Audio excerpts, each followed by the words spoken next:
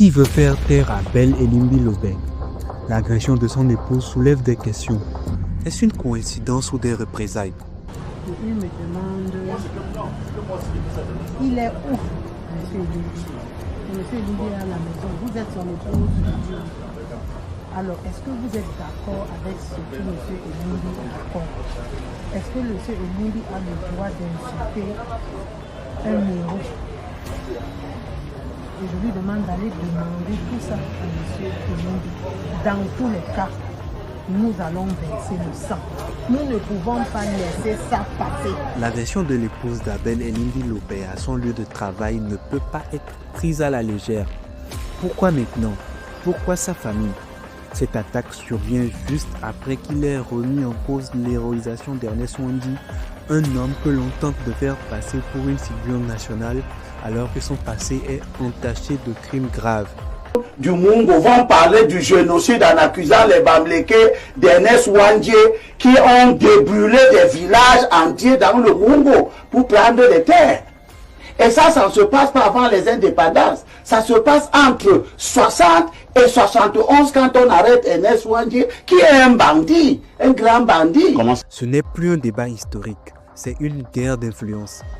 La vérité dérange. Elimbi Lobé a osé dire tout haut ce que beaucoup pensent tout bas.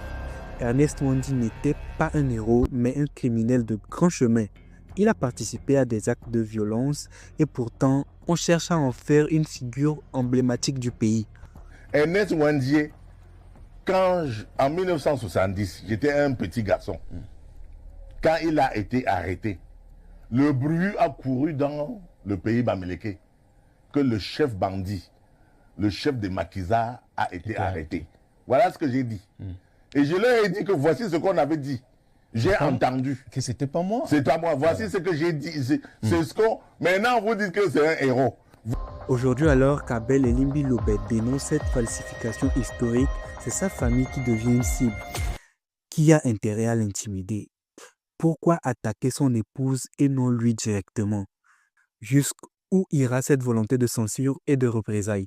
Cette agression est-elle une simple violence isolée ou certains membres de la communauté de Ouandi se camouflent derrière un faux patriotisme pour faire taire ceux qui osent parler? Pourquoi ces deux poids deux mesures dans la manière dont on traite notre histoire? Notre soutien à Abel Elimbi Lobé et son épouse. La vérité ne se négocie pas et ne se fera pas sous la menace.